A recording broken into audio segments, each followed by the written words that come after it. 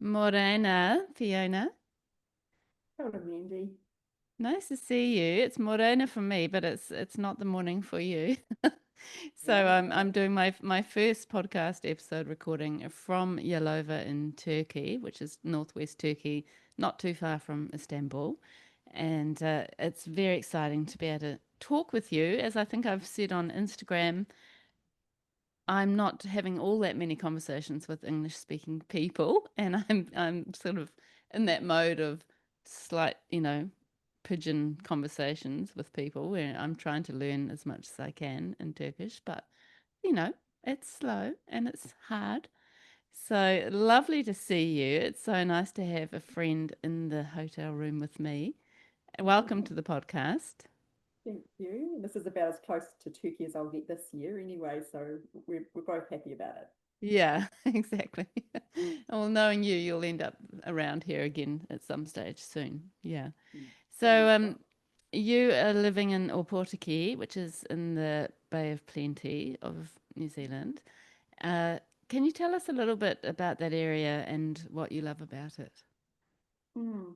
Yep, so Ōpōtiki's in the Eastern Bay of Plenty. It's about an hour and a half on round the coast from Tauranga.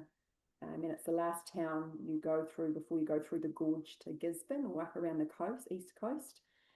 Um, it's interesting. I've kind of been thinking about it um, lately because there's just been conversations about living here or living elsewhere. And I've got a friend who comes out most mornings. I live quite close to the beach, and she brings her dogs out. And most mornings we walk on the beach, and we're the only ones on the beach predominantly. We can Really? whip our gear up and have a quick skinny dip in the morning, and there's nobody else on the beach. And I say to her, that's we do that every day, and that's more important to me um, than what bigger places have to offer. I also have family here, which is definitely a really big part of my life. We have whānau kai at my place every Thursday. My brother's here. My mother's recently moved back. And at the moment, I have two daughters here, which is really lovely. Two of my four children and a granddaughter. So, um, yeah, it fills the needs that I have on a day-to-day basis, and it's a really good place to live. I always say I would rather live here. I managed to pay my mortgage off last year than borrow more money to live somewhere else that might be a bit brighter, but Yeah. then not be able to afford a lifestyle. I'm happy to live here and be able to travel. And I mean, you Yeah. definitely want to get out. You definitely want to be able to escape, but it's a good place to be based. Yeah. So it is quite a small sort of township, Yeah. isn't it, really? Mm-hmm. Mm. Yep, it's Yeah. about 10,000 in the whole district. Yeah, Yeah. and it's a predominantly Maori population here, which I really love, that the cultural aspects of our town. And a small community like this, people rally around each other. There's a beautiful community aspect here. Yeah, yeah. And I Mm. think you're so lucky if you can have that community feel, Miriwai Beach where I am, it's so much like that. And we've only got a couple of thousand, if that. It's a really small place. And after the cyclone, we lost 68 Mm. households, which was a lot in a small community. But, it brought us together in lots of ways. And it's just there's something really special, and I think that sense of community is not felt by as many people as in the old days kind of thing. It's a lot of suburbs don't have that sense of community. Mm. Mm. I have to say, I haven't always felt like this. Really? There was a time after I did continue to live in our family home for 6 years after my marriage ended with the kids. And I thought that I was going to live there until I was an old lady. But I ended up leaving the farm 10, 11 years ago, and I did not want to be. It broke my heart all over again. I had a divine straw bale studio that we'd built with the help of a friend, Evan Crawford, who does straw bale building. And yeah, I was devastated to have to leave the family home, and I didn't want to be in New Zealand, let alone Ōpōtiki. But I still had my youngest two children at home, and I rented my brother's house for a couple of years, and then I just feel like I was gifted the section where I've built my house where I live now. Um, it was it was a steal, and so it gave me the courage to build a house, and um, yeah, and so with that, I settled myself back in again, and like I said, Yeah, good I'm on you. having my older daughter come back home, and my moko now. Yeah, I have settled myself back in again. That's I'll tell great. you, I do struggle a bit every time I come home from the over the last 3 years. I've had two decent trips overseas, and does take a bit of acclimatizing to again coming back home. Yeah, it can be a tricky one, can't it, Yeah, when you've been away. But lovely yeah, that you managed to build a house on that property. That's yeah. and sort of create your own space, your new space. Yeah, that's lovely. Life's interesting, isn't it? I would have had no, if I had have continued to live in the house that my then husband and I built, and our four children were grew up on, and that was on his family farm. So our moko who lives out there now, she's the sixth generation on that whenua. Mm, And if I'd got to stay there, I wouldn't have known what else I was capable of. yeah, exactly. So So, it's great, and you probably pushed yourself out of your comfort zone a bit, which is good. And it mm, sounds like you've done that a few times since. So we'll get on to that later. So yeah.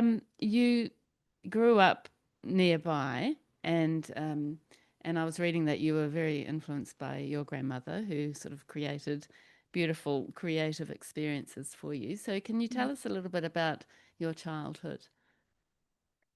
Yeah, so we shifted. My parents were both born and bred in Auckland, and upon reflection, I think far out they were pretty brave. When I was 2 years old, after Dad working in the bank for 10 years, they decided they wanted to go farming. So we shifted to Taniata, which is about 25 minutes from Ōpōtiki inland. And so all my primary school years were spent there, apart from 1 year in Foxton. And then Dad went back into the bank again. So there was a fair bit of shifting around. We went to Rotorua and to Waihi as well. So and then when I was 16, my parents had separated at this stage, and I came to live in Ōpōtiki with Dad. So and I've been here ever since. Amazing. Yeah, Yeah. quite hard to believe, really. Yeah. That's a good thing though, I think. That's why to And go. And what were you what were you like as a child? Were you I mean I have read that you enjoyed creating with your grandmother who sort of, helped collect things and sort of it sounds like that might have been the beginning for you for that kind of artistic thinking. Yeah, I was always making things as a kid. I had finger knitting, balls of finger knitting that would go around I remember putting it around our house twice. That was my sister's idea to see how far it could go.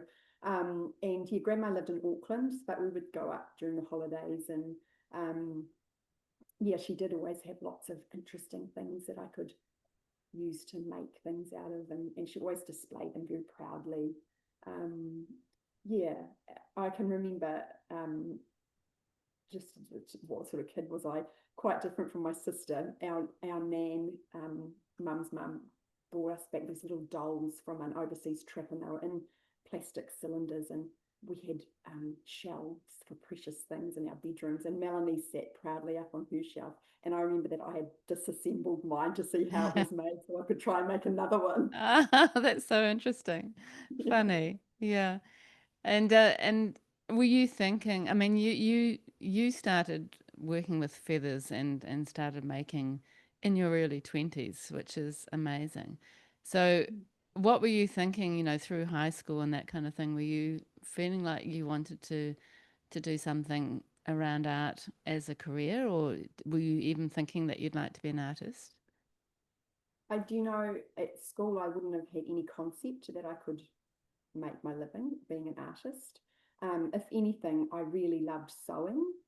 So I probably, as a school kid, probably would have thought I would have gone more in that direction. Um, when we came to Ōpōtiki, I worked in the bank over the school holidays. summer holidays. So I had 6 weeks of making friends with people that were older than me and earning money. And so it was a real come down to go back to school. So I actually left school after one term of sixth form, and I got a job in the bank. And a little nepotism because Dad was the bank manager. Yeah, I wondered that. Yeah. And but I remember Dad saying to me, that was really his concern, is if I left school, was I still going to follow any creativity? And I assured him that I would. And yeah, as it turns out, I did. The bank was not for me. I really didn't like it to begin with. And then I became a mum very young. Greg and I had our first son, Braden, the day before I turned 19. And so I left I had a year's maternity leave, and then I finished working at the bank, but would just go back and do relief work for a time until our second son was born. And that was completely different. I didn't mind that because it was, I got to see people, and when you're just breezing in and out as a casual worker, you don't get tied into any office politics, and everyone's happy to see you because you're not there all the time. Yeah, Yes. and you're not thinking this is my lot. This is Yeah, my yeah, career in a yeah, place that I don't really love. Yeah, yeah, yeah. yeah. And so while I was at home with the Braden and Rory, our second son, Greg's mum used to paint. Greg's mum and I used to paint and sew clothes, which we sold at market. So that was kind of kept my hand in the creative game. Yeah. And Yeah.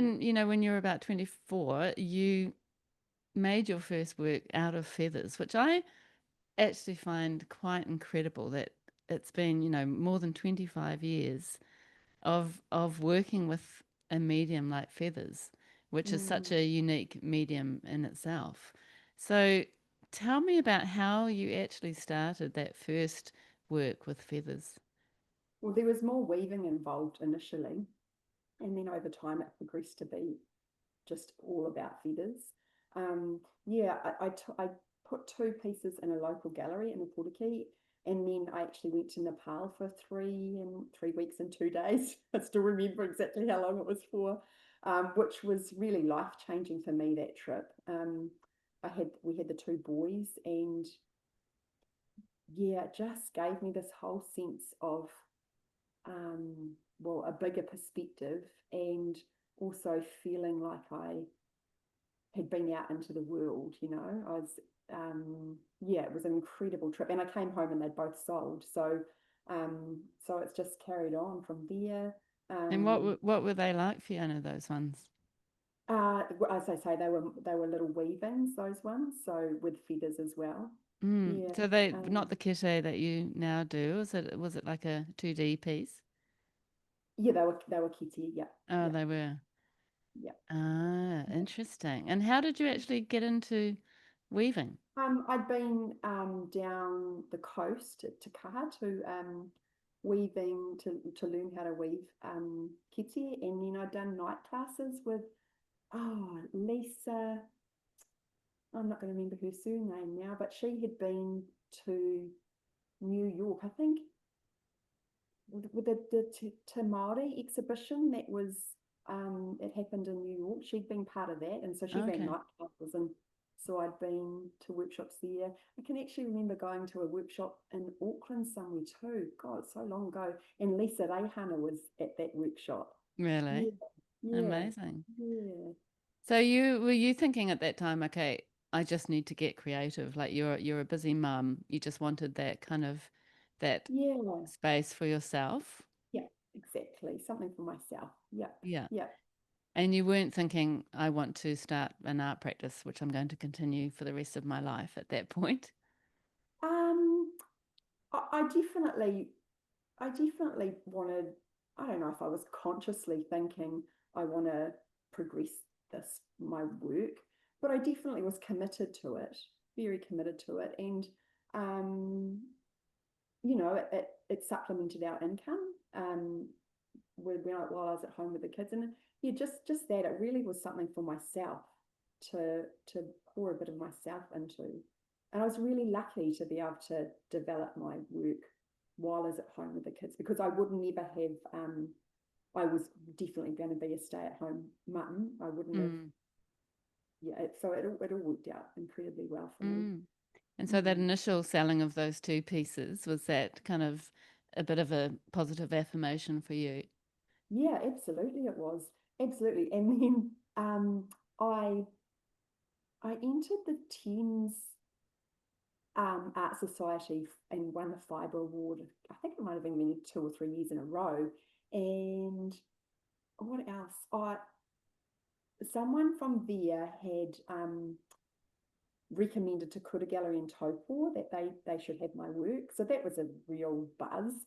And so Carol at Kura has represented me for not much less than 25 years, so it's such a beautiful thing. I've really been reflecting on it since you've asked me to have this talk. And Carol's watched me grow up.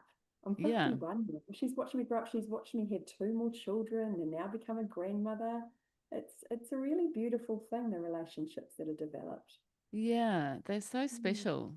And yeah, it's lovely that, she's probably really sort of contributed to your career and Absolutely, supported absolutely. you. Good Yeah. good gallery representation is invaluable to artists, Mm. especially for the likes of me living in Ōpōtiki.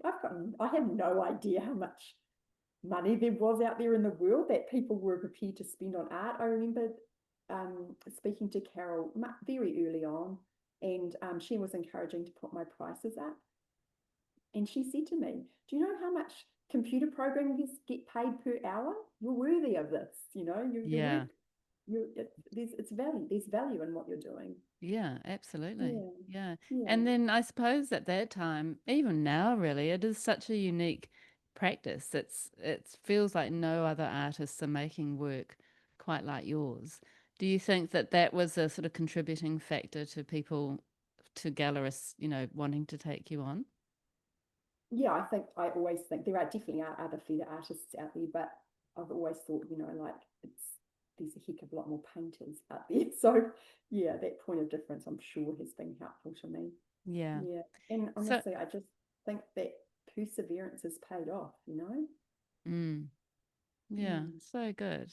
I feel Right. very lucky. And I've learned to say I feel, because if I say in the past, I'd say I'm so lucky, and people would say to me, "Oh, it's got nothing to do with luck." So I've learned to say I feel very lucky, because no one can Yeah. tell me how I feel. Yeah, I feel exactly. really lucky that I'm Mm. able to support myself with my work. Really lucky. Yeah, that's incredible. I mean, that's such an achievement. And Mm. so we'll start talking about your actual works. Can you describe to people who've never seen your beautiful work what it's like and the thinking behind it? So it's patterns of feathers glued on board and framed. It's definitely an influence of kahuhuruhuru feather cloaks. That vast array of patterned feathers is definitely a very strong influence. And also, I like, I hope that, kahuhuru hold a lot of mana. And so I hope that I'm being honouring of the subject matters of my work. I hope that some of that sort of prestige not is not associated to me or my work, but to what my work is speaking to. Yeah. Mm. Quite often people see, they'll hear me. I won't have gone into that much detail. I'll just say, I glue patterns into feathers, and they're feathers into patterns, and they're framed, and people go, "Oh yes," and then I'll show them photos and they go, "Oh, I was Yeah. thinking dream catchers." Yeah, that's really funny, isn't it? Yeah, I mean your work you can see, is so intricately made, and I really enjoyed watching the video with what was his name? Oh, Graham Stevenson, Yeah, with color my what was it called? Colour My Color. Life. Yeah, I'll start that again. I really enjoyed watching the video of you making in Color My Life, which can be found on your website. And it was nice to actually see you working and sort of how you approached your pieces. I thought it was quite fascinating. So your practice really has different different elements, doesn't it? It has the sort of mandala type of works, and then the sort of the crosses or the Celtic crosses, and then also some landscapes, Mm. all out of feathers. And then your latest series, which is the pilgrimage series, which is um, referencing stained glass window. So it's almost like you've got the idea the medium is the overarching connector, but then you sort Mm. of dip into other series. How do you kind of approach that and manage the way you work? Um, First of all, I just say people initially it used to be people would say, "Are you still doing mandalas?" And I'm like, "Yes." But people ask Gretchen Albrecht if she's still doing her hemispheres. But Exactly. as time went on, I did evolve more, and people would also say, "Oh, do you think you move away from feathers?" And I feel like I've served my apprenticeship with feathers now, and there's more mastery yet to come, and I still feel like there's so much that I can express with them, and the like the pilgrimage series, for example, my last body of work was came about after I walked a Camino. That was the inspiration for those pieces, and um, yeah, I just still am able to express whatever is going on for me in life through my Yeah. work with feathers. Yeah, which is so great. And we'll come back to the talking about the Camino because that is an incredible story. So do you actually kind of, I mean, you started with the mandalas, I presume, and then do you, you didn't? Or where did you actually No, it start? was more just blocks of pattern initially. And Okay. then I was invited to be a guest exhibitor at the Whakatane Summer Arts Festival.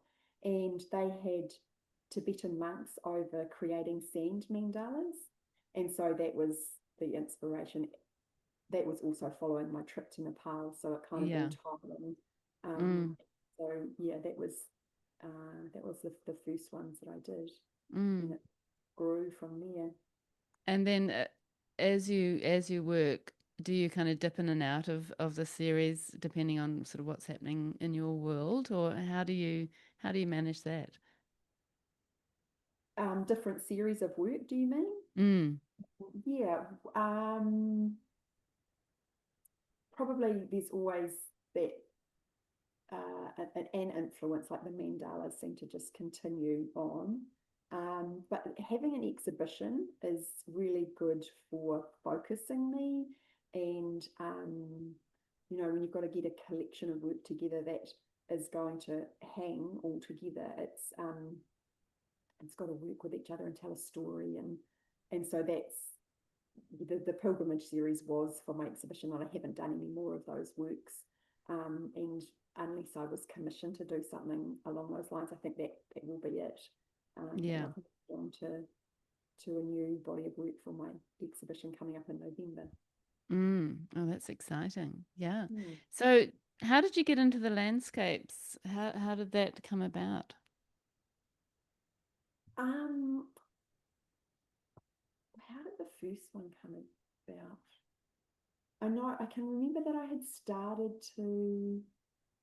I did get commissioned to do a piece which for people who had lived in Ōpōtiki and shifted, and they wanted a piece with Whakaari and Motuhora, Whale Island and White Island in it. Had I done any before then? I honestly can't remember. Was that the start of it? It may have been. And then I did a big piece with Ficcardi in it, but I wasn't happy with it, so I set it aside. And then my auntie came home from a trip to the Grand Canyon and talked all about the landscape there and the structures in the rock, and I got all inspired, and so that was I came back to that piece and I actually cut some of it off and restarted it, which I don't do very often at all. I could count on one hand the number of times I've done that with a piece of work, Mm, but yeah, and I created a piece for an exhibition, and then it's led on from there. yeah, and you have had commissions for landscapes. I think that is the only landscape commission I've had. Okay. Yeah, I think that's Yeah. the only one. And how are you going, by the way? Are you happy? Do you need a little break? No, no, I'm all good. You're Thank all you. good. You're Yeah, doing yeah, really well. Really yeah. good. Are I you so you said earlier that your work does kind of represent things that are happening in your life, and things that you're feeling and that sort of thing. Can you talk to us a little bit about how that happens and how that storytelling is coming through your work? um my work's so influenced by how I'm living my life, what's happening in my life. I had an incredible experience with getting the geometry into my mandala. So initially I was doing just complete mandala, and then I was working one day and I thought I want to listen to something while I'm working. And Kim Hill always does interesting interviews, so I jumped online and found an interview. Oh, she was interviewing Mark Todd, and I was a pony club kid growing up, and I thought, oh, what's Mark Todd up to these days? And started listening to it. Well, it wasn't Mark Todd the equestrian at all. It was Mark Todd from the Ockham Residential, and he was being Right. interviewed because they'd picked up the sponsorship for the book awards. And just from listening to that interview, I felt so inspired. Um, he talked about having studied maths at university, and that um, that maths was not boring like many people think it is. It's about the quality of relationships, and oh, and Mark himself was so passionate about um, the betterment of his local community up there, and yeah, just well, I'm rabbiting on a bit, so I'm gonna give That's you a right. moment. Do I Yeah. start from the beginning of that story again, or can you just cut from Um, there? if you want to, whatever you think. Um, I'll just carry on and Yeah. hope that you can. Yeah, I'll take that bit out. That's all good Yeah, because yeah, the first part was great. yeah. And so I decided that I wanted to put some geometry into my mandalas with the kind of that just wanting to emphasize quality of relationships and positive contributions to society. And so I did that. I started to put different quadrants or segments into my mandalas, and I entered one into the Arts Gold Award in down south, and it was accepted. And so then I thought I had to write about the piece, so I explained that story of having listened to this interview, and then I thought, oh, I better let this Mark Todd know that I'm referencing him, and so I sent an email off and. Long story short, Mark ended up purchasing that piece and drove down to Ōpōtiki to meet me, and has been a very dear supporter of my work since then. And Really? um, It's yeah, and that amazing. yeah, really amazing. And that led on to him commissioning pieces for the greenhouse in Ponsonby. So I've got 4 pieces that hang in the elevators in the greenhouse, and Amazing. several pieces that he's collected, his personal collection of my work, Wow. hang in the foyer of that building too. So That is so good. And um, I love that you actually reached out to him and sort of, made that connection. He would have loved that. yeah, Yeah. yeah, And I mean, and sorry. I love that. I love that. I love connecting with people, and I love the connections that I love how art forms those connections. Not just my work. I've got an art collection myself that, and they become such placeholders. I love stories, and so a piece of art can become such a placeholder for times in our life and in our lives, and for reminders of the connections with people. And I could take you around every piece of art in my house and tell you the story of it. So Yeah. I really love that, and that that my work can do that as well. It's really a beautiful, humbling thing. Yeah, it's quite a privilege, isn't it? And I feel exactly the same. My art collection is it's not valuable as money wise, but it just it's so important to me, and it's is marking times and marking people and marking, you know, things that are a big part of your life. And that's how I like Mm. to choose the works that I have. But also, I often think, you know, when you're making work, it's so much a part of you. Like it's an expression of you, but it's also physically your hand. And I often think, you know, when I'm long gone and my kids have got my art, um, it's just it's a really personal thing to hold on to and to pass down, you know. And I've got quite a lot of my grandmother's work, and I feel the same about her work, and her work has even influenced my work. But Mm. I just, you know, I've really sort of cherished it and got it beautifully framed, and they're such sort of there's so much a part of her. It's like the best memento or the best sort of way of capturing her I could imagine is to have a Mm. piece of artwork. Yeah. Mm. Yeah, and it is exactly that. It's the energy of that someone's put into that, they poured into the piece of art. You know, I look around at the pieces of work in my home, and it's just, you know, it just makes a home so much more to have Mm. a collection of beautiful pieces. Yeah, absolutely. Now And I sorry. sorry, yeah, and it's, you know, again, to think sometimes I'll check myself if I haven't actually collected any art for a little while, but when I have a new piece, I'll be so excited. And every visitor that comes to my house, I'll drag them into whatever room it's in and tell them all about it. And to think that to some level, that's what happens with my work when someone chooses to Yeah. make it is it's a lovely thing. Yeah, it is. It really is.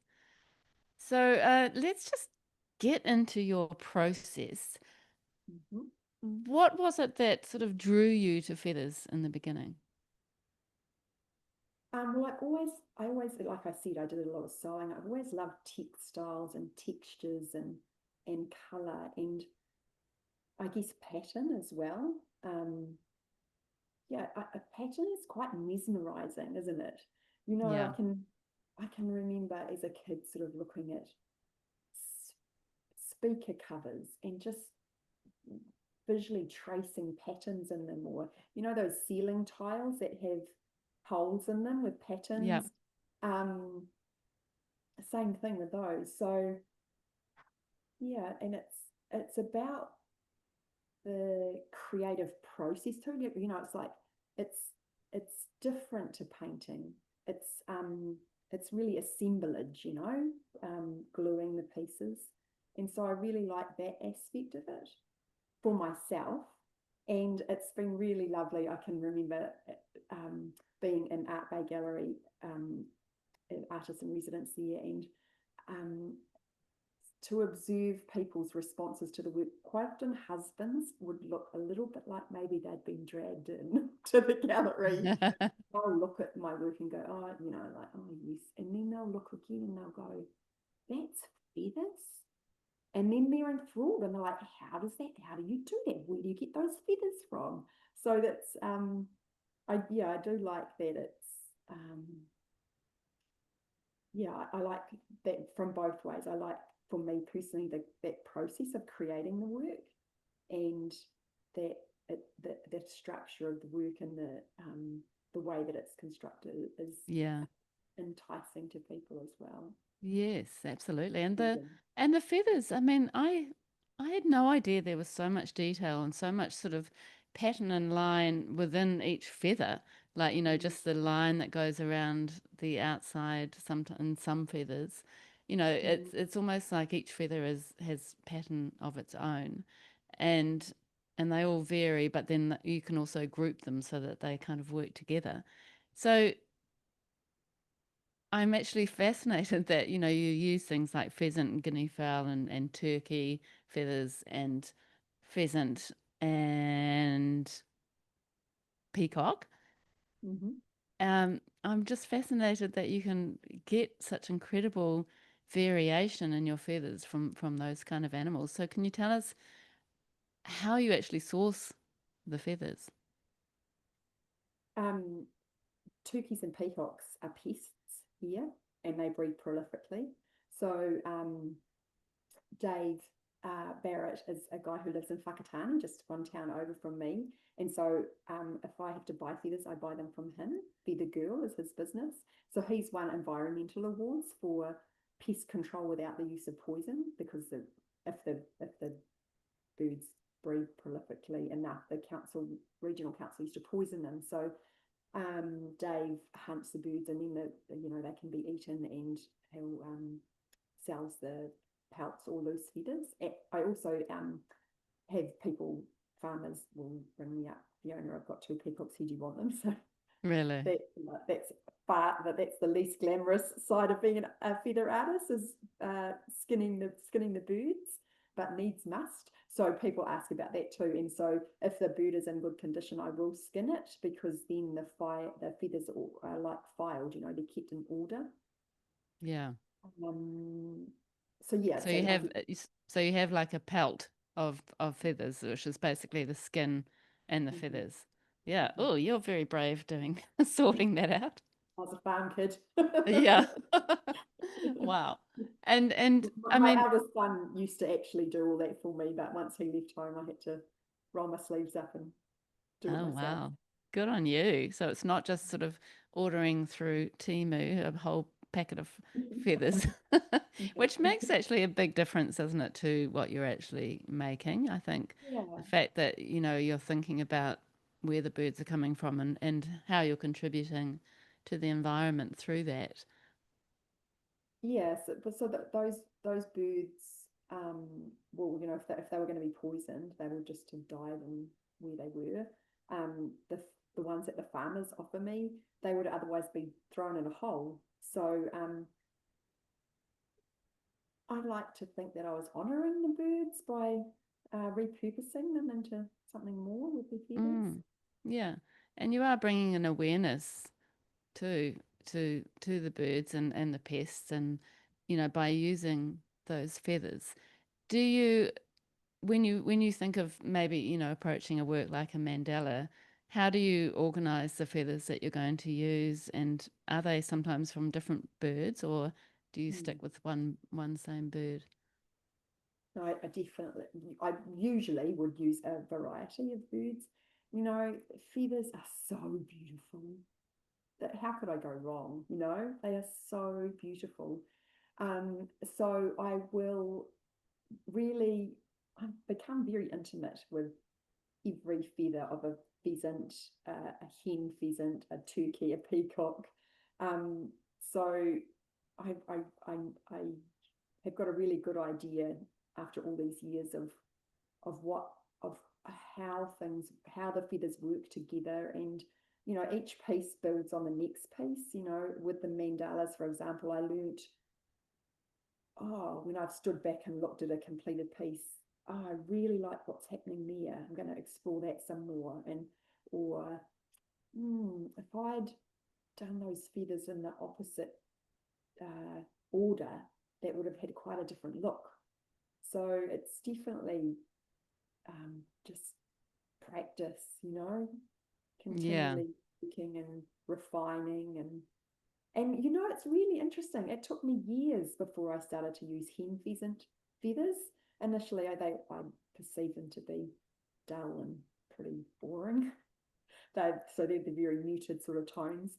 But now they're my go-to in many scenarios, because I can get such incredible shading from them.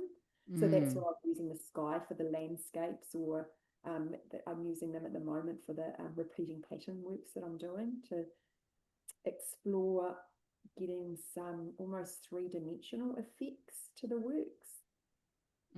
beautiful. So definitely, sometimes it can be just getting a particularly beautiful pheasant pout will inspire me to want to create an exquisite mandala, or Mm, yeah. So sometimes it's that way, or sometimes it's, I know what I want the work to be expressing. I know what I want an over sort of the final look to be, and so I'll bring in the feathers that will achieve that. Yeah. And it's Mm. such a tricky process. I've watched the videos, I said, of you actually handling the feathers with tweezers and then gluing them on. So you glue them at the base and then so they do kind of come away slightly from the board that they've been glued onto, which is another lovely sort of textural effect. Mm. But it must be just so awkward managing these sort of floaty feathers and that, getting feathers on your fingers while you're gluing. And how do you actually approach the, you know, the process?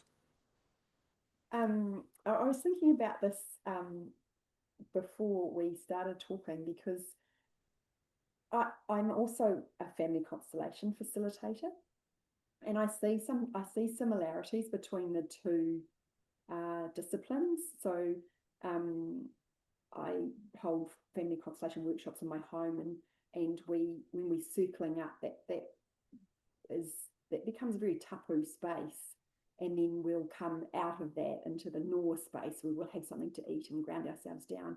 And really, I work in the same way because you can't have food with feathers flying around. I can't have a cup of tea sitting there. So it becomes a very separate, sacred kind of a place just because of the manner of the work. And now in my home, I work in a mezzanine um, loft area, so I'm up and down a ladder to that space. So so it's very separate from day to day living. So up there, um, what were you asking, Mandy? How? How you, well, your actual process of how you, place the feathers and how you, Mm, mm. how if So you how yeah, you prepare the board and if you draw, I'll take this bit out, but if you draw the pattern first and that kind of thing. Yeah. mm.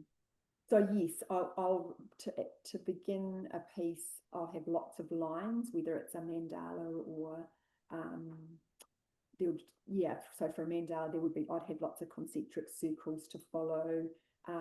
Not necessarily, I haven't necessarily mapped exactly what that mandala will look like, but just to follow those lines. And I use a compass, and for the larger mandalas, I'll use very technical string with with a paper uh, pin in the center and a marker on the string to make sure that it's all perfectly Yeah. set. I love the way you did that. That was really smart. So you're creating like a compass and Mm. putting it into the table. And I love the fact that your table's got lots of little holes that's created, which is really If beautiful. that table could tell some stories, I Yes. don't even know.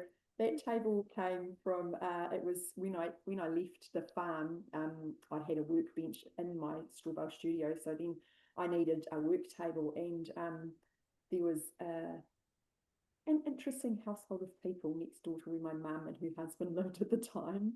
They may have had some patches on their fire, and they had this table sitting out on the lawn with a broken leg. And Bruce, my stepfather, went over and asked them, and they gave him $20 for the table, and he put the leg back on, secured the Really? leg on for me. And so yeah, I don't know what stories that table could tell. Uh, Even before your time, had a few Yeah, stories. And yeah. then the paperclip idea of sort of marking the length from the Mm-hmm. center is really smart. And then you can just slide the paperclip down the string, Mm-hmm. basically. Yeah, I thought Yeah. that was really clever. Well, it's imperative, that those the mandalas need to be exact. Mm. And so how do you figure out, how many feathers go all the way around the circle? Or do you end up with like a small gap at the end that doesn't fit a feather? What happens there? No, I just a lot of particularly the mandala works, it's pretty intuitive. So, and again, it's the years of practice. There Hmm. will be sometimes it's easier. The bigger circles are definitely easier. You've got more scope for a bit of movement. But as I get down into the center, you have to be more and more precise. Mm. And also, as I get to the center, I actually have to walk away and leave the layers to dry before I can add the next layer, or else you'll get movement and disaster. Yeah, yeah. Mm. And what was I going to ask you then? Center. Oh, I've just forgotten that question I was going to ask you. It's okay. Um, hmm I'm just going to pause. Sorry. Yeah, sure. This is this. Mm. And do you ever actually cut up the feathers, or do you like to keep them as complete feathers? I definitely do cut the feathers. So I trim every feather because it's just the very end that I use, um, the colourful refined end of the feather that I use. And then if I'm doing a piece that needs straight lines, then I'll be cutting the edges of the feathers as well. So Yeah, definitely cut. Yeah, yeah. And how do you actually what are you actually working on? Are you working on board? yeah, yeah. Foam board. Yes, yeah. Oh, foam board. Mm. Oh, right. And is that necessarily a particular color? Will you still see some of that, or is it I completely always use covered? Yeah, I always use black foam board, and generally it's completely covered, and then um, there'll be a mat that sits over the top of the work and straightens and tidies all the edges, and yeah, Mm. Oh, that's perfect. And then your framing, I really love the way you mm, frame your work. And you've obviously got really great connections with some excellent companies and skilled people who help you. Can you tell yeah. us about that? I do feel very lucky to be supported by the people that allow me to do this. Um, Art Bay have represented me for many years now, and so I've developed great relationships with them, and through them with Greg from Neville Studios in Dunedin. So he frames all my big pieces for my exhibitions in Queenstown, and it's his workmanship is next level. It's exquisite. So we use for my big works, we use a 5mm MDF mat board, which a kitchen company, Computer Cuts. So it's got that beautiful bevel, because of the depth of the MDF. And then he takes that to a car painter, which paints the board and the frame. Greg bought the entire supply of this particular frame, and there's just two artists, myself and Elan, who's also represented by Art Bay Gallery, who he uses that particular frame for. So that's a lovely little touch as well. Yeah, that's so Yeah, good. yeah, And then you it do just have you do really has sorry. elevated. Yeah, his that workmanship has elevated the framing definitely. Yeah, and elevated the work. I mean, it just takes Mm, takes the work to another level, mm, doesn't it, when the framing is great. And then the mm. wood, the little wooden frames that you've got, the circular Yeah, ones are beautiful. yeah, they are beautiful. So I have small ones and bigger ones of those, and they are made in Rangi Order by Camino Fine Arts. Yeah, That's Kirsty so is a good. And how have you actually sourced these people and sort of made that connection initially? Greg in Dunedin was through Art Bay. They recommended him. I did use a framer in Queenstown for many years, but he retired. So then they put me on to Greg and Kirsty at Cameo. I think, oh, I know how. Ah, I when I was first when I first was contacted by Art Bay Gallery. Pauline had seen my work in Coca Gallery in Christchurch, and so she um, got in touch with me because she had been given the contract to collate all the art for Ōtōtiki Lodge, which is a historic homestead out of Christchurch. And there was a couple from America who had come across and bought it, and they were completely renovating it. So that was a very incredible time for me. Pauline rang me and then commissioned a piece of work that I'm sure my work would have progressed in size, but it was a leapfrog from probably sort of A4 size um, feathers to it was a meter by a meter 15. So it was just like blew my mind at the time.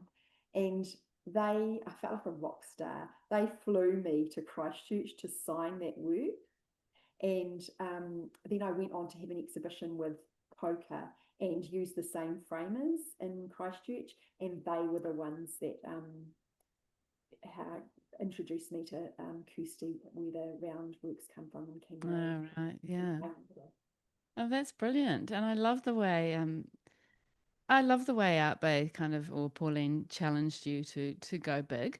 And that Yeah. seems to be quite a sort of pivotal time in your career as well, that when your work sort of took on an even more sort of powerful presence, I Mm, suppose. mm. And she Yeah. continues to too. Yeah, which is so good. So how long have you been with Art Bay? That's in Queenstown. Well, I was still married then, and Greg and I have been separated for 17 years, so 18 or 19 years now I've Mm, represented them. that's amazing. Yeah, yeah. Such a good connection. And just speaking of Art Bay, you had a wonderful show in July of 2024, which you called Pilgrimage. So that Mm. was basically the sort of the final step or the final stage of this grand walk, the Camino de Santiago. And I imagine once you finished that, you felt like that was like, okay, now I'm done. Like I've done it. That was like the final stage. Is that how you see it? Do you know, I didn't know it until my exhibition opening that I felt like this is my Camino's completed now. Yeah, yeah, it really did. I'm just worried. It's getting very dark here. It's really dark, yeah. Yeah, because Uh, it's now 10 to 8. Won't turn the lights off. Right, well, now you can see me again because I've turned the lights on. Yes, Um, I'm sorry. Sorry to anyone watching the video. We've actually, because it's the morning time in Turkey, I was absolutely not thinking that it's actually getting dark in New Zealand for you. I was kind of wondering where you were heading, what was happening with the light. So good to see you again. Yeah. yeah, So so the pilgrimage series. mm, mm. So I walked the Camino in 2002. Um, I was feeling a little disillusioned with life, and 2022, did you yeah, say? yeah. Oh, Oh, sorry, yeah. 22. Yep, yep. Yeah. Um, anyway, so long story short, I ended up going to walk. And when I left home, I didn't even know where I was going to start from. I'm not a great researcher of things, but I had friends to stay with in the UK. And so we decided when I was staying with my friends Jude and Donald, they were amazing. Jude had walked a small part of the Camino. Anyway, we decided that I was going to start from Le Puy-en-Velay. So um, before I left home, initially I thought I'd just walk the Camino Frances, which is 4 weeks through Spain, the most commonly walked one. But a friend had given me a book, a cookbook about the Camino, and it was in France. And I just thought, oh my goodness, I'm sure the food and wine's going to be more in France. So I want to walk in France. So I ended up starting 4 weeks back into France, and it was incredible.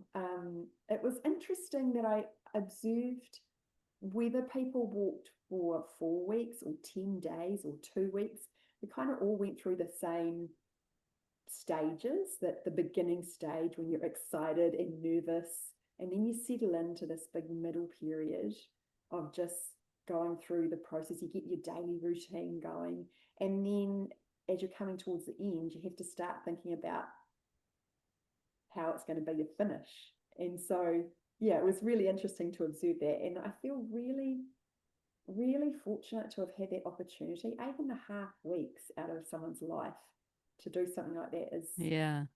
it's a big chunk of time. Yeah, absolutely. I think it's such an incredible achievement. And so Mm. did you hit the wall at some point? I absolutely hit the wall and fell in a crumpled heap. Yeah. Um, my dad died unexpectedly 3 weeks in, and I'm so sorry.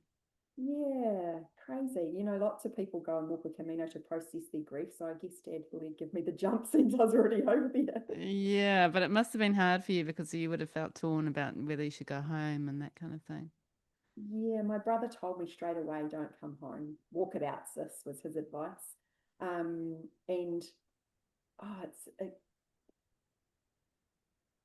oh, I woke one morning to a screed of missed calls from my sister and a message saying, ring me when you wake up.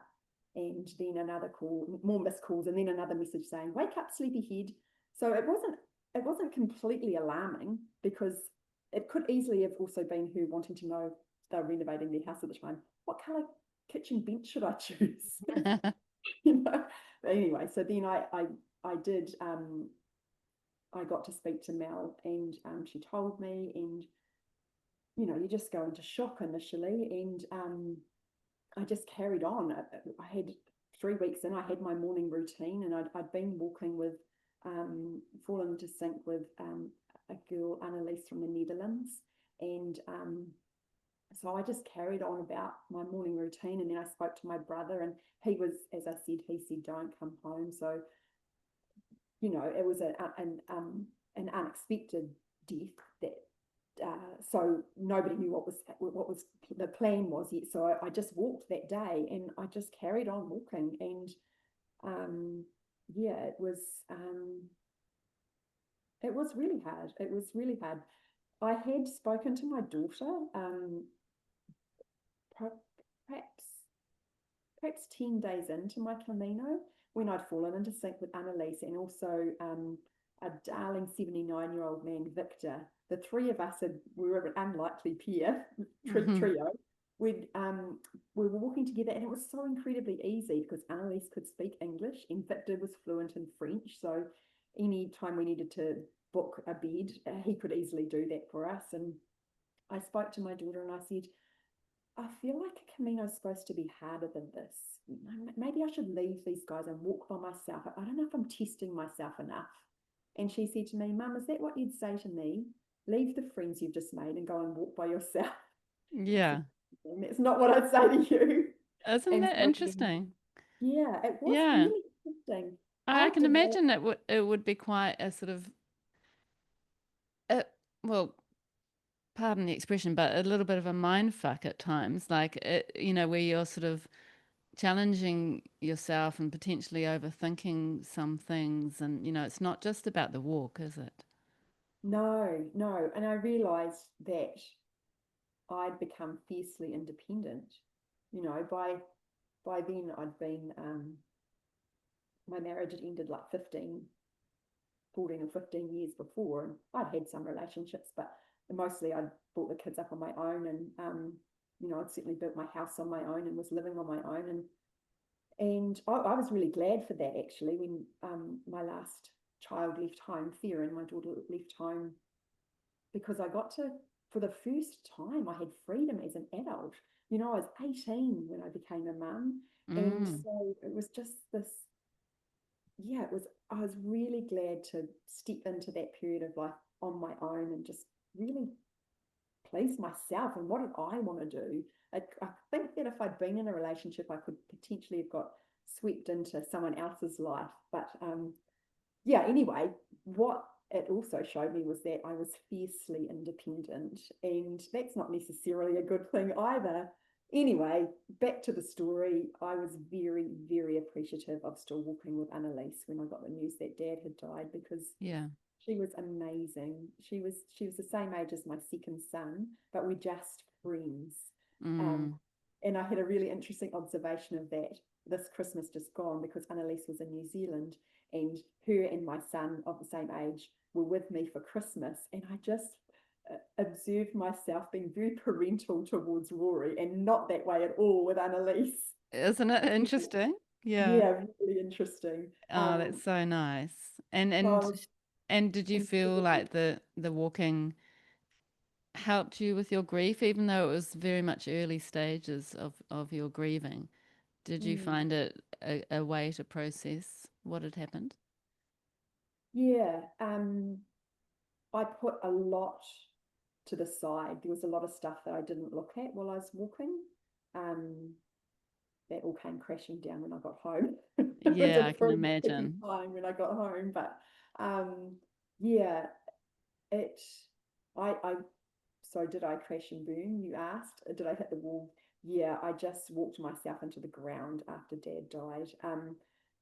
Annalise and I got to St. John Pied de Port together, which is where the Camino Frances begins through Spain, and she ended up going up and doing the coastal route, and so it was almost like I had two Caminos in one, and so I carried on, yeah, through from there on my own, and met different pilgrims, and yeah, I got to Leon and I completely hit the wall. there's there's one particular cross on the Camino where people will carry a stone, and I've actually been given a stone to take from some people in Ōpōtiki who were the first people that I found about the Camino from, and they were super kind before I left. They bought me my um, scallop shelling, and could I take the stone with them? And one day I was walking along with an American girl and a Russian girl, and I was obviously borderline holding it together. And I looked up, and there was a cross on a bit of a rise, and I started crying, just bawling my eyes out. Oh. And the beautiful American girl said, "This isn't the right cross. This is not that cross that you think it is." Oh, really? Anyway, that turned out to be quite good because I'd had that release with just a Yeah. couple of people. And when I eventually got to the cross, I was with 3 or 4 guys that I'd fallen into sync with later on in Spain. And so I'd already had, and I was much more composed when I got to Yeah. the You'd actual you'd had cross. your moment, which is Yeah. probably very much needed, I Yeah. imagine, Yeah. just releasing that emotion. Yeah. Oh, it's so interesting and such an incredible thing to do. And that's 1,500 Ks you did over 8.5 weeks, which, Mm. meant that you were walking some days up to, 30, 35 Ks, which is huge. It's a lot. Mm. It's a long way. Yeah, I don't know if I'll ever need to walk for that long again. My feet were pretty sore by the end of it, but it was amazing. Look, it was, Yeah, incredible. yeah. And then And that had, I made such beautiful friendships with people along the way. And, there's several works in my exhibition that I named after particularly special people and that I've stayed in touch with. Yeah. that's really beautiful. Yeah. Mm. And then it has obviously, as you just said, it influenced your work. So were you planning or were you kind of imagining that this would create a body of work or you would create a body of work in response to that experience? Was that the plan at the beginning? I just knew that I needed a change of scene. I knew that I needed, yeah, I needed a complete break. I was burnt out, and been working really hard the year before I went. Um, yeah, and look, it was that kind of pandemic time. It was difficult for a lot of people. Anyway, so to be honest, I didn't even want to think about feathers while I was over there. I wanted a complete break. And yet once I started walking and taking photos of the windows, I did know that I can see that these will translate to work very Mm. well. So Yeah, yeah. and it really did. So that Mm. series, the pilgrimage series, became a solo show at Art Bay, as I said, in July last year, 2024.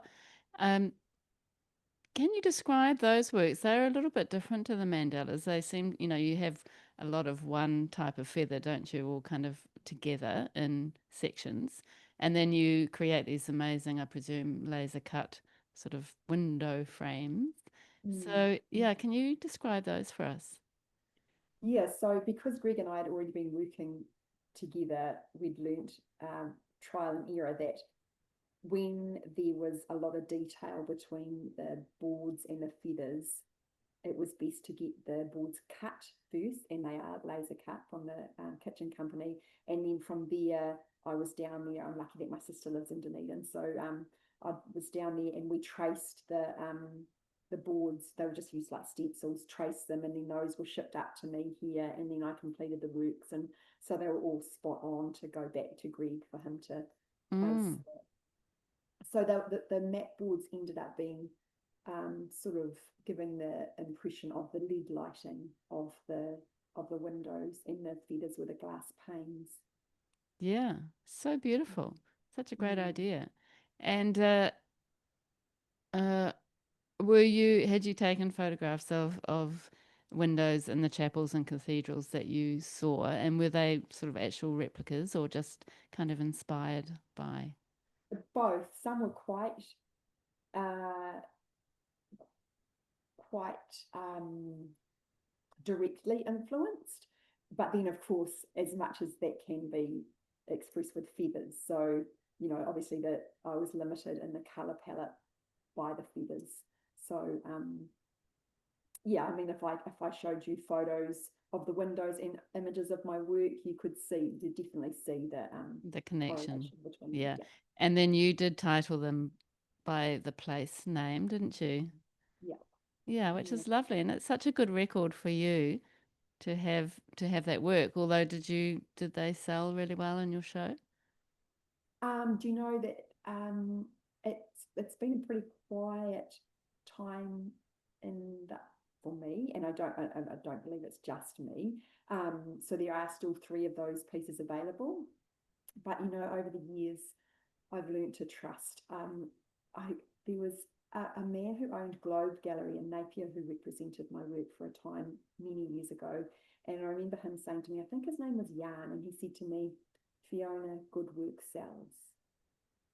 And that doesn't mean that I've not had times of feeling anxious about, sometimes your exhibitions aren't, there's not sellout exhibitions every time, but I do trust that um, good work sells. And so, Mm, yeah, there are still 3 big pieces available from that pilgrimage series, but I've got another friend who says every piece of art finds its rightful home. And sometimes that can take longer than others. yeah, So that's right. I feel Yeah. pretty peaceful about that these days. Yeah.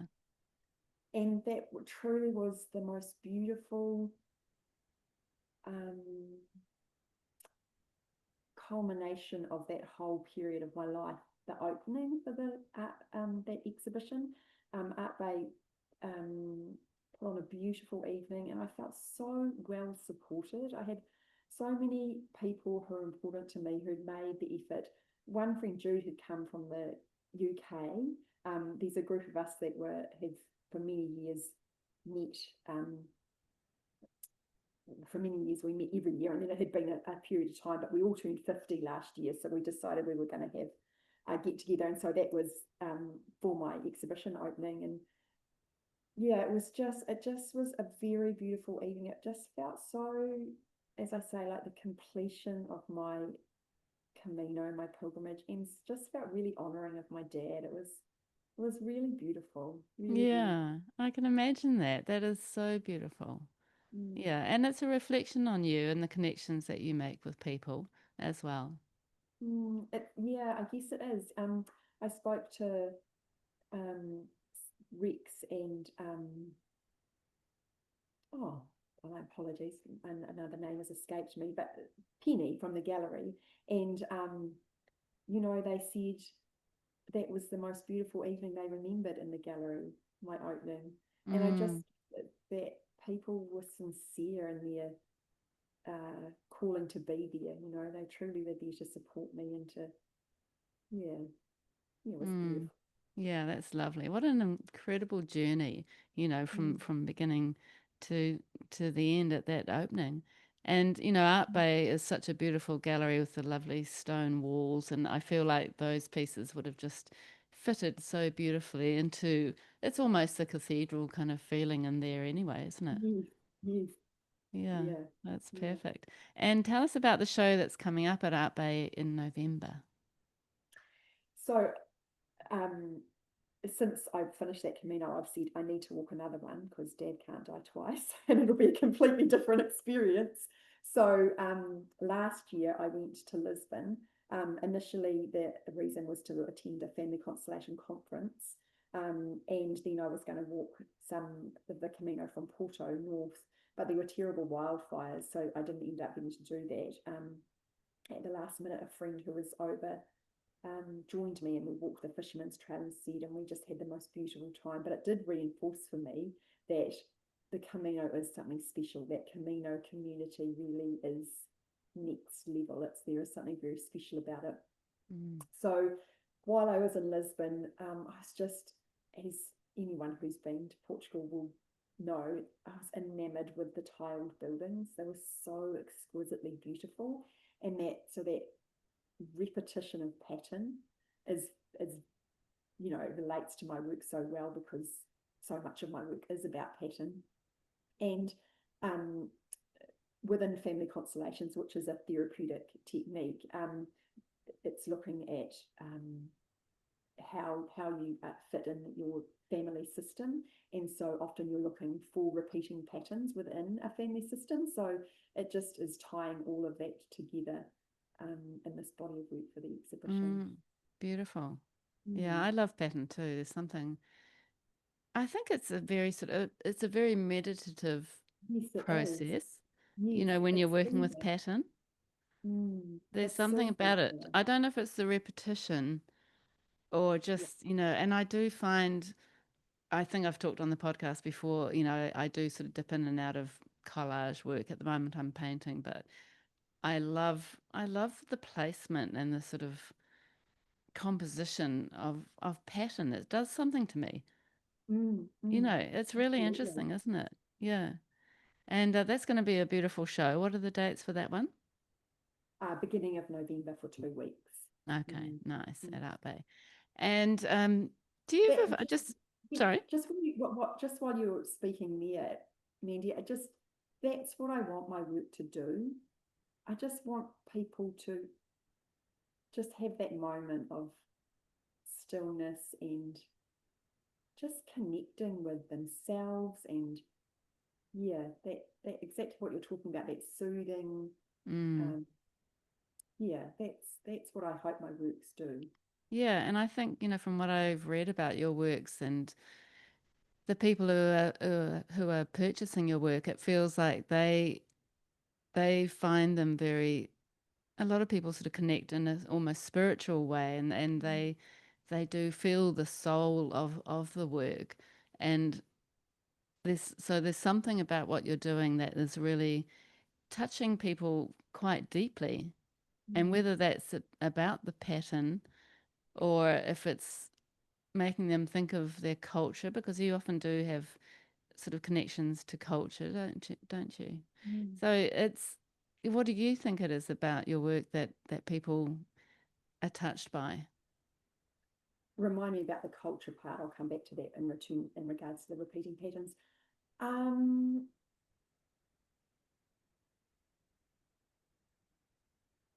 it's more than there's something else that happens. There's something more than the feathers. There's something more than the composition, and it's way more than me.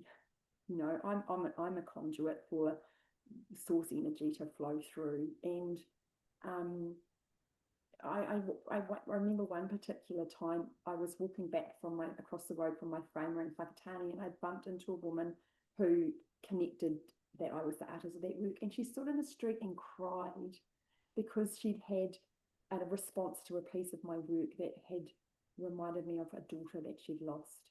You know, art has there's the potential for it to be so much more than a visual thing that we hang on our walls. Mm, yeah.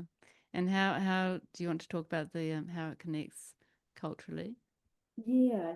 So I knew that I was going to do a series looking at repeating patterns, and I thought that they were going to be much more influenced by the tiles. But when I got home and a bit of time passed before I could settle into starting this work, and I started drawing up, I realized I was actually being equally influenced by taniko patterns and tukutuku panel patterns, which of course I am. This is where I'm from. This is where I live. Of course, the my local environment is going to influence the work. Yeah, so that it was unexpected for me. I didn't. That wasn't a conscious thing that I wanted to bring that in. It just evolved. Yeah, It's, which is a lovely thing. And your Scottish and Irish heritage that comes through as well. yeah, Mm. definitely. Yeah, I've done a tartan series. That was many years ago. Um, my a cousin from Gisborne had called in on his way through, and he'd talked about our Scottish ancestry, and just we're Kerrs, and um, I was Gedson then. I'd changed my name when I got married. I couldn't wait to change my name as an 18-year-old when I got married. And then a couple of years after Greg and I'd separated, I went through to Gizzy with Dad and to his dad's first cousin's 70th birthday on a marae in just out of Gisborne. And on the way to the marae, we drove past letterboxes and they all had Kerr on them. And I just went, I'm a Kerr. So I changed my name back to Kerr, and for my work, I've kept both names. Yeah. Happily so, because my children are Gedsons. Mm. And so I celebrated that with a tartan exhibition. Yeah, and so, yeah, that's definitely celebrating my heritage and also, you know, the passion for family constellations. That's, you know, knowing a bit of our histories can be really powerful for us to understanding our lives and the Yeah. dynamics within families and Absolutely. And I mm, think I want to talk about the family constellation work that you do, but just back to pattern, I feel like the placement or the number or the composition or the spaces in between are all communicating something, or they can if you want them to. And it may not be necessarily what the viewer is seeing, but I think pattern, even though it's so simple, can be quite an expressive thing for an artist.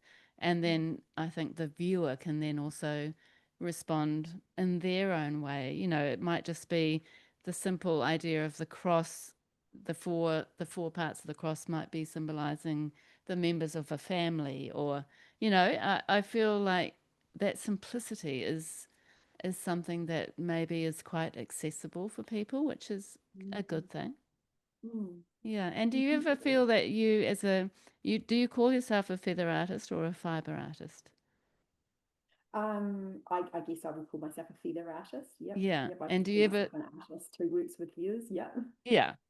Do you ever feel like people think your work, you know, there's that sort of funny judgmental side of the art world. Do you ever feel like people think work with feathers is less valued than, say, a painting? I don't really give it a lot of thought. I'm perhaps some people would. No, I think that I've progressed my work over the years for it to stand alongside any other fine art now. Yeah, Absolutely. Yeah. yeah. And it's great that you're going there, you're sort of taking the art world to those different mediums in a way. You know, I mean it's assemblage, as you said, you could see it maybe as collage, which sometimes collage is taken less seriously and um but you're showing that your work and your medium belongs in the fine art world, Mm, which is good for other artists or other people wanting to explore different mediums. mm. I think it's definitely the whole package. You know, like as we've spoken of that exquisite framing. You know, all of it adds up for it to be able to hold its own. Yeah, and it's such quality work, you know, you can see the workmanship and the ideas behind it. Yeah. So you mentioned earlier about family constellation and how that really connects with your practice. Can you tell us Mm. what that is exactly? Yes, it's as I say, therapeutic technique. It was developed by Bert Hellinger, who was a German man who uh, was a missionary in Africa. He worked with Zulu people, and he observed over his time there that they resolved conflict within their communities by gathering, and that there was something more that went on than met the eye. And so there's definitely a spiritual element to it. It's the terminology within family constellation is the knowing field, or it's the morphogenetic field that you tap into for information. And that's the same field as flocks of birds you are using when they fly in murmurations, or schools of fish. Um, and so you're looking, there's three orders within family constellation. So orders of love. So belonging, order, and balance. Again, remember Uncle Bob. And so belonging is an obvious one. We all need to feel like we belong. You know, when we were cavemen, if we didn't belong to the clan, if we were out of the clan, we were dead. You know, we weren't going to survive. So we all have an innate need to feel like we belong. Order is looking at within a family system, not generationally, the order that we come in, and also within siblings. So, you know, a child might have had to step up into the parental role because a mother was unwell or passed away. And while in the moment, though, we create ways of surviving, down the track, those can begin to inhibit us, and so putting people back into the correct order allows the system to relax and balance. That's a reciprocation of giving and taking. So I always, you know, it's scientifically proven now with epigenetics. You know, I talk about the study of a generation of rats that were shocked when they smelt cherry blossom. And then 3 generations on, their descendants were having a trauma response when they smelt cherry blossom. So Really? the same for us, you know, we inherit things that don't necessarily relate to and they'll come up in our lives, but and they're not necessarily relevant to where we're living now, and so they can inhibit us to living a full and peaceful life. That's fascinating. I know that it's helped me personally enormously. I first discovered this work probably 15 years ago. Yeah, and it's definitely been instrumental in the betterment of my life. And so in the last years, I've been facilitating workshops and one-on-ones myself. That's so And I'm great. part of the founding committee who formed ANTSCI, so that's Aotearoa New Zealand Constellation Incorporated, and we are growing the awareness of family constellations, or systemic constellations, it's also known as, within Aotearoa, and we've held 2 very successful immersions, and we've had another one next year, and it's a really beautifully supportive community. This work is recognised in other countries, South American countries. It's used in the judicial system and the medical system. So elsewhere, it's very well recognised. So we're hoping to build that here. Oh, that's so interesting. Yeah, I've never actually heard of it. And I can see, you know, that sort of the connection with the way that you work and the work that you produce just has, you know, has the balance, has the order, has the, what was the first B? Belonging, order, and balance. Belonging. Yeah, which Yeah. it really does too, doesn't it? Because you're connecting so much with yourself and your life and the stages within your life. I feel like it's I've got never a, made that direct connection. yeah. Yeah. Well, it makes sense to me. And I guess, you know, you're expressing those things through the work that you're doing with the family connections. Um, is it family connections? Constellations. Yeah, with the family constellations. But then also with your work. Mm. Very cool. Okay, well, is there anything else you would like to talk about before we get on to the questions? I don't think so. Fire away. Shall we do it? Okay. What would you say is one of the most significant moments in your career that's made a big difference? I feel like I've mentioned a couple of them. Being commissioned by Art Bay, that leapt my work forward. The connection with Mark Todd, and then being commissioned. We don't need to ask, should we not ask this question if it's feeling like it's repeating? I do feel like we've already covered Yeah. it, to be honest. Okay, cool. Let's not do it. What has your artistic practice taught you about life? I can't really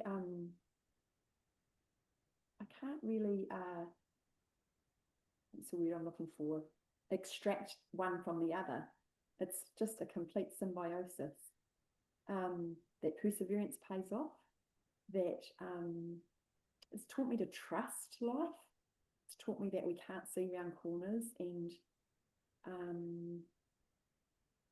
that things are happening behind the scenes that we don't even know about that will come Mm. to fruition at some point. Yeah, yeah, so true.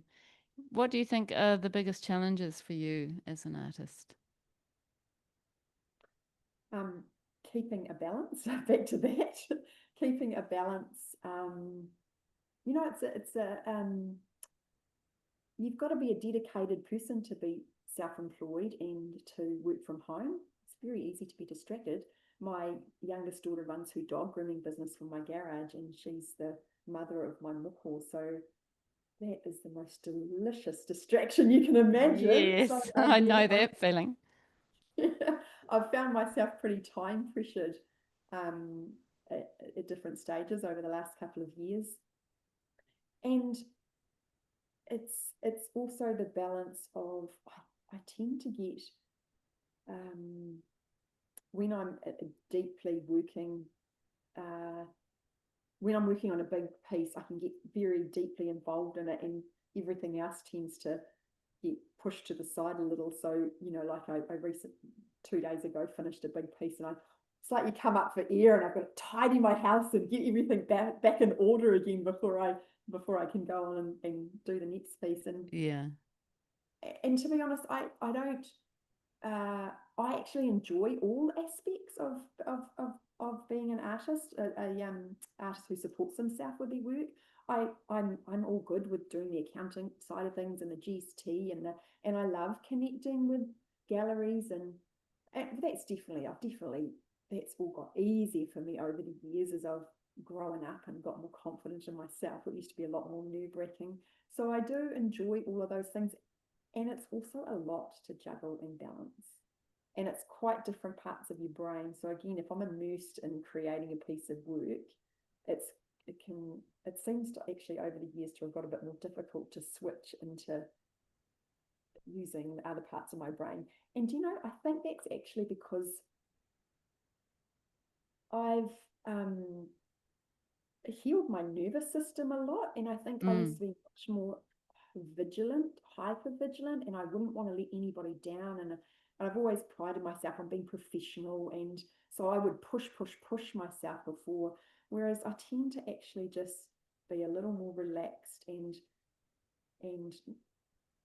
get to things as I get to them now. As you well Yeah. know, Mandy, it took some time between your invitation to join you and us arranging a time. Yeah. But so that's You also weren't that's ready. You weren't ready no, earlier, which is good. exactly. Yeah, and I'm learning that as well. Just like actually, it's fine if it's something's a bit later than I initially had. Mm, The mm, sort of people like us who are probably goal driven. I'm quite goal driven. I've sort of realized about myself, and yeah. but then it's also learning to sort of give yourself permission to have a certain amount of flexibility or sort of changing the route a little bit Mm, to what you sort of initially had in mind. I was always very like, this is what I'd planned, this was my goal. I have to stick with that to achieve it. And then I'll have that sense of satisfaction at the end. But it's actually like, it's fine if it's, a few days later or whatever the scenario is. And just mm. kind of being a bit gentle on yourself. Yeah, exactly. That's exactly right. I've come a long way in that regard. I was incredibly hard on myself for most of my life, and it's only relatively recently that I've realized it's actually much better to be a bit kinder to myself, and things Mm. will tend to flow more. If you can just be a little more easeful and more gentle, it allows for things to move more freely. And Yeah. And you mentioned nervous system. I think if you can kind of just bring everything down a little bit in your own head and your mindset, I think it's so much healthier for your body. It's absolutely. the changes that I've made this year of, selling my business and just sort of making changes to allow more space for the things that I mean, I was always passionate about the things I did, but the other things like my art making that I want to Mhm. focus on, that, just allowing that space and and being mindful of how that busyness is actually affecting you physically and mentally, and then doing something about it. I've been lucky to be able to make some changes so that I have got that, that space, which feels good, and Mm, I feel a lot healthier for it. absolutely, because it's unsustainable, that pushing ourselves, and that being goal driven. I mean, of course, there's again that balance, is that word comes up again.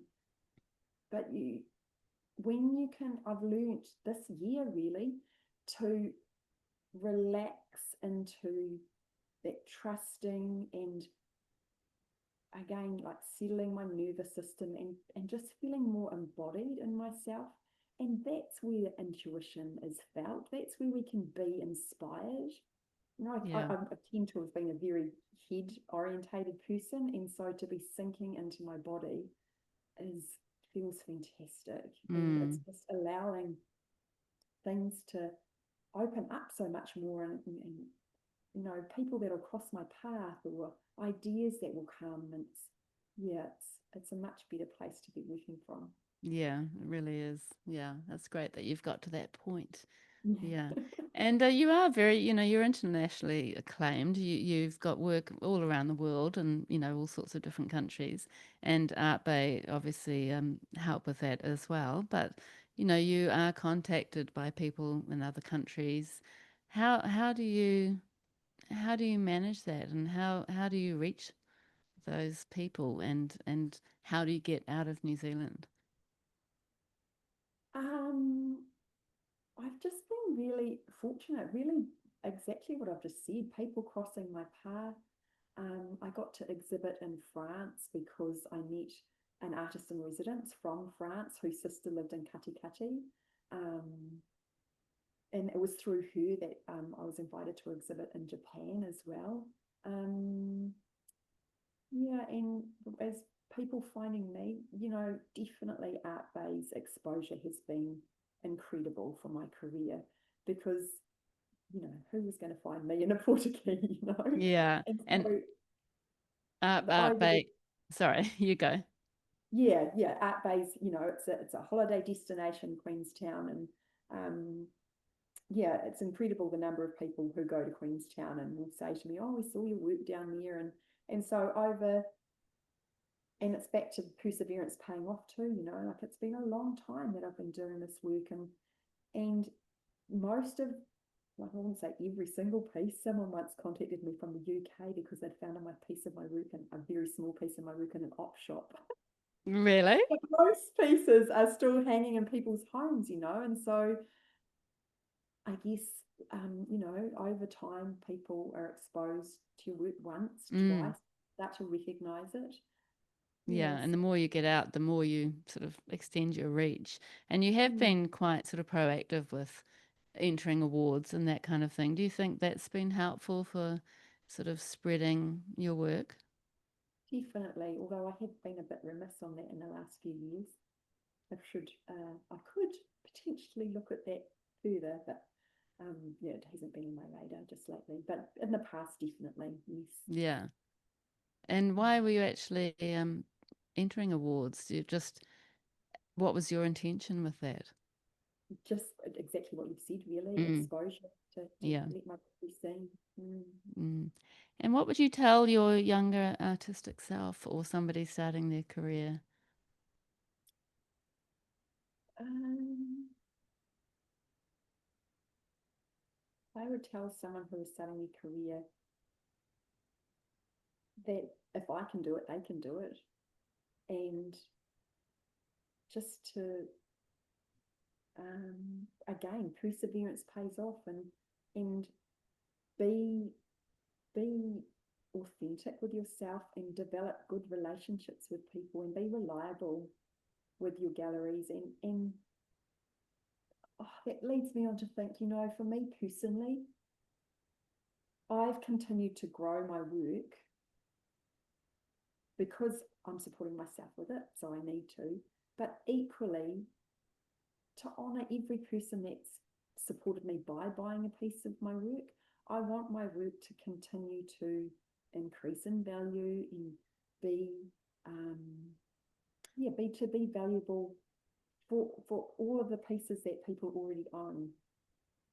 I so appreciate that I've got here through the support of everyone who's purchased a piece of my work or supported me in other ways. And that circles right back to the start of our conversation. You know, initially I was so well supported by my local community here. Definitely that gave me a level of grounding to step on from.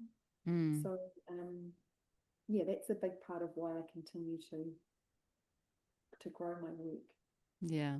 Mm. And speaking of growing, where do you think you're going to be going next with your work after your show in November? I would really like representation in Auckland again. I've had, over the years, I've had my work in several galleries. Some of them no longer are in operation. And I feel like it's time that I had representation up there again. Yeah, I feel like that would be great because you've got Peach. Sorry, just let me just find this name.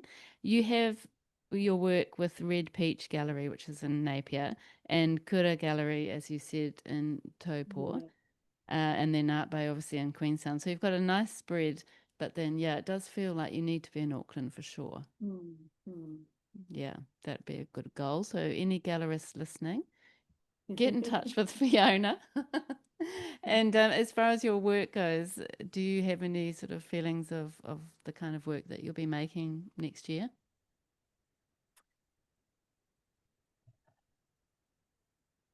I'm not certain. Really, my focus is this getting this body of work together, the repeating patterns. Um, I am enjoying I want to keep exploring the three-dimensional effects that I got, particularly in one piece that was hangs in the greenhouse um, elevator, and it was zigzag work which referenced the patterns in the windows of the greenhouse. And something happened that unexpected happened for me with that piece. It gave a real three-dimensional effect with the shading of the pen pheasant feathers. So I'm I'm enjoying exploring that. So Mm. perhaps more of that. I don't know. Can you ever Perhaps imagine there'll be. working? Sorry. Sorry. Can you ever imagine working on a different surface, maybe on textiles or something like that, or making your work more sculptural and sort of 3D in other ways? Um, I'm not ruling it out, but that's not on my radar at this stage. Mm. Interesting. Oh, well, it's been such a joy to meet you. Honestly, I'm living in Turkey. I'm not having all that many conversations. My husband leaves the hotel at 7 and gets home at 7. So I am alone a lot in my own head or listening to podcasts or whatever I'm doing, audible books, which has been great. And focusing a lot on my art practice. But it is just so lovely to meet you and have a lovely chat. And I feel like I've made a new friend. So thank you so much for being on the podcast. It's my pleasure. I can relate to that. When I was in France, walking on my own, and no, there was no English speaking people around me, I realized that in actual fact, I can be up the bush walking on my own, be in a hut all night on my own, and never feel isolated. And yet, that was when I've the most isolated I've felt in my life was when I was surrounded by people, but I couldn't speak their language. So I was Exactly. over there. It's so true. And also I feel a bit stupid because I can't communicate, which is probably one of my strengths. Mm. But you can't, yeah. And then, I'll learn some Turkish phrases and I like to use those as much as I can. But then, of course, then they think I can speak Turkish and then they've lost me. So, it's just so sort of the window is so small. And it's a really good experience, actually. I mean, it's like, okay, just figuring out how to kind of manage that. And I'm actually really loving it. I'm really happy. Yeah. Yeah. I'm Yeah. sure that'll go quite quickly when you're immersed in it, like you are. Yeah. I think as the time's going real fast. So we'll be back before we know it and then hopefully back here. So yeah, it's exciting. But anyway, it's not about me. So But yeah, Absolutely. thank you so much, and it's really been a joy meeting you. Thank you. Yeah, you too, Mandy. I look forward to us meeting in person at some stage. Yeah, absolutely. Thank you. Thanks so much. Oh, boom. Hang on. Now I'm just going to pause the recording.